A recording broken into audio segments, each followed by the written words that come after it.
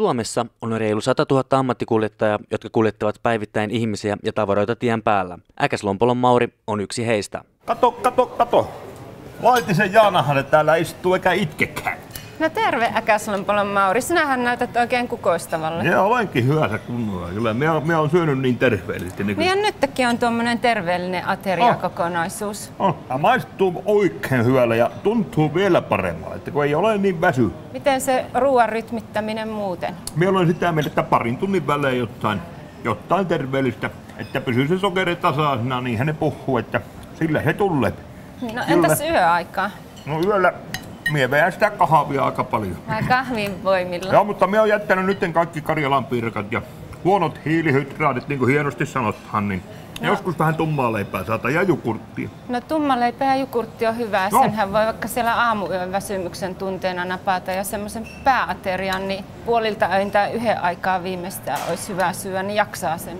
Minä annan sulle vielä jälkiruoksi tämmöisen omenan. Syöt sitten, kun oot syönyt sen keittosta. Me sanon kuule näin, että tämä on hyvä jälkiruoka, mutta ei tämmönen raavas rekkakuski, se ei oikein kehtaa näitä ottaa. Että pitää olla tosi mies, joka tohtii ottaa oikein hyvän jälkiruoksi. Kiitoksia tästä. Ammattikuljettajilla on työssään monia asioita, jotka hankaloittavat järkeviä, terveellisiä elämäntapavalintoja. Mutta onneksi pienilläkin valinnoilla voi saada suuria muutoksia aikaan. Mikä se auttaa onnistumaan tämmöisessä terveellisessä elämäntavassa? No kuule, kyllä minä luulen, että kun tarpeeksi on tietoa asioista, niin kyllä sitä sitten ja sitten sitä sinnikkyyttä pitää olla tietenkin. Ja jos tarvii lisää tietoa, niin kannattaa rohkeasti kysyä henkilökunnalta vaikka näin huoltoasemalla. Ja sitten siellä vasta ole kuule voittaja, kun se ei huomaa, että siellä on virkeämpi. Niin. Ja se kuule auttaa jaksamaan.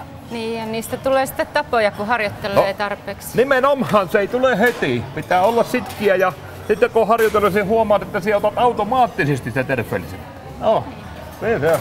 Virkeänä ratissa Ruoasta terveyttä tien päälle -hanke on osa Manner-Suomen ESR-ohjelman rahoittamaa terveyden edistämistä työpaikoille -projektia. Virkeänä ratissa -hankkeen toteuttaa Työterveyslaitos. Yhteistyössä on mukana myös viihdetaiteilija Jope Ruonansuu. Mä koen, että tämmöinen asia on hirveän tärkeä ja jos vähänkään saadaan tätä asiaa enempi perille ihmisille, niin kyllä mä luulen, että se varmaan vähentää onnettomuuksia. Mauri on ainakin sen näköinen, että se on hyvin varoittava esimerkki, että yöllä syödään hirveästi munkkirinkilöitä ja näin ja epäterveellisesti. Ja ehkä se huumorin kautta on hyvä, se menee asia monesti paremmin perille kuin sellainen kuiva syyttely.